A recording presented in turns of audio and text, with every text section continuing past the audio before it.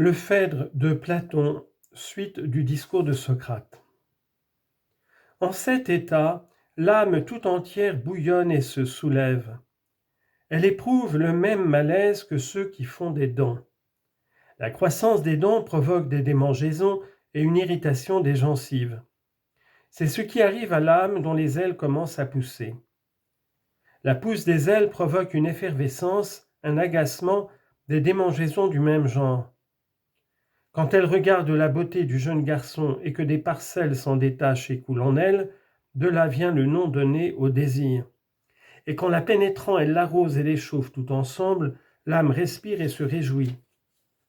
Mais quand elle est séparée du bien-aimé et qu'elle se dessèche, les orifices des pores par où sortent les ailes se desséchant aussi, se ferment et barrent la route au germe des ailes. Ce germe enfermé avec le désir saute comme le sang bas dans les artères, pique chacune des issues respectives où il se trouve, de sorte que l'âme aiguillonnée de toutes parts se débat dans la souffrance. Mais d'un autre côté, elle se réjouit au souvenir de la beauté. Cet étrange mélange de douleur et de joie la tourmente, et dans sa perplexité, elle s'enrage, et sa frénésie l'empêche de dormir la nuit et de rester en place pendant le jour. Aussi, elle court avidement du côté où elle pense voir celui qui possède la beauté. Quand elle l'a vu et qu'elle a fait entrer en elle le désir, elle sent s'ouvrir les issues fermées naguère, et reprenant haleine, elle ne sent plus l'aiguillon ni la douleur. Au contraire, elle goûte pour le moment la volupté la plus suave. Aussi l'amant ne voudrait-il jamais quitter son bel ami, et le met-il au-dessus de tout.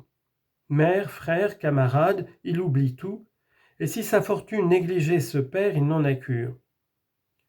Les usages et les convenances qu'il se piquait d'observer auparavant le laissent indifférent. Il consent à être esclave et à dormir où l'on voudra, mais le plus près possible de l'objet de son désir. Car outre qu'il vénère celui qui possède la beauté, il ne trouve qu'en lui le médecin de ses tourments. Cette affection, bel enfant à qui s'adresse mon discours, les hommes l'appellent Eros. Quant au nom que lui donnent les dieux, tu en riras sans doute parce que tu es jeune. Certains Homérides, je crois, citent à propos d'Eros 2 vers des poèmes détachés, dont l'un est tout à fait irrespectueux et peu modeste. Ces vers disent « Les mortels le nomment Eros ailé, et les dieux Ptéros, parce qu'il donne des ailes. » On peut admettre ou rejeter l'autorité de ces vers. Mais la cause et la nature de l'affection des amants sont exactement celles que j'en ai dépeintes, telles que je les ai dépeintes. Quand un suivant de Zeus est épris d'amour, il a plus de force pour supporter le choc du dieu ailé. Ceux qui ont été les sectateurs d'Arès et qui ont fait le tour du ciel à sa suite, quand ils sont captivés par Eros et qu'ils se croient outragés par le bien-aimé, deviennent meurtriers et n'hésitent pas à sacrifier et eux-mêmes et l'objet de leur amour. C'est ainsi que chacun, honorant et imitant le Dieu dont il a été corrute, règle autant qu'il le peut sa vie sur lui, tant qu'il n'est pas corrompu et qu'il n'a pas dépassé la première génération sur la terre.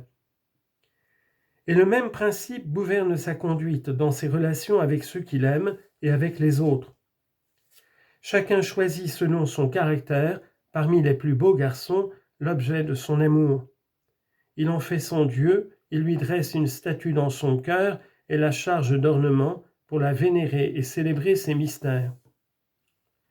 Les sectateurs de Zeus recherchent un ami qui ait une âme de Zeus. Ils examinent s'il a le goût de la sagesse et le don du commandement, et quand ils l'ont trouvé et s'en sont épris, ils font tout pour perfectionner en lui ses qualités. S'ils ne s'étaient pas encore engagés dans les études qui s'y rapportent, ils s'y adonnent et s'instruisent près des maîtres qu'ils peuvent trouver ou par leurs propres recherches. Ils scrutent en eux-mêmes pour découvrir la nature de leur Dieu et ils y réussissent parce qu'ils sont forcés de tenir leur regard tendu vers le Dieu. Puis, quand ils l'ont ressaisi par le souvenir, pris d'enthousiasme, ils lui empruntent ses mœurs et ses goûts autant qu'il est possible à l'homme de participer à la divinité. Comme ils attribuent ce perfectionnement au bien-aimé, ils l'en aiment encore davantage, et quand ils ont puisé leur inspiration en Zeus, comme les bacchantes, ils la renversent dans l'âme du bien-aimé et le rendent autant qu'ils le peuvent semblable à leur Dieu. Ceux qui suivaient Héra cherchent une âme royale, et quand ils l'ont trouvée, ils tiennent avec elle la même conduite. Les suivants d'Apollon et de chacun des autres dieux, se réglant de même sur leur Dieu, cherchent dans leur jeune ami un naturel conforme à leur modèle, et quand ils l'ont trouvé, alors, imitant le Dieu et pressant le jeune homme de l'imiter, ils règlent ses inclinations et l'amènent à reproduire le caractère et l'idée du Dieu autant qu'il peut le faire. Loin d'avoir pour le bien-aimé de la jalousie ou une basse malveillance, ils font tous les efforts possibles pour l'amener à une parfaite ressemblance avec eux et le Dieu qu'ils honorent.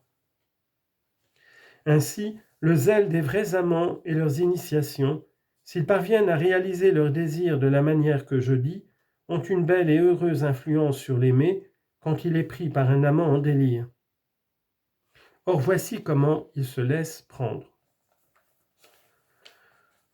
Au début de cette allégorie, j'ai distingué dans l'âme 3 parties et assimilé les 2 premières à des chevaux et la 3e à un cocher. Continuons à faire usage de la même figure.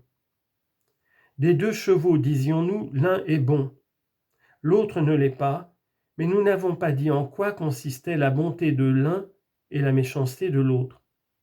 C'est ce qu'il faut expliquer à présent. Le premier placé à droite est droit et bien découplé, d'encolure haute, les naseaux aquilins, la robe blanche et les yeux noirs. Il est amoureux de l'honneur, de la tempérance et de la pudeur, attaché à l'opinion vraie. La parole et la raison, sans les coups, suffisent à le conduire.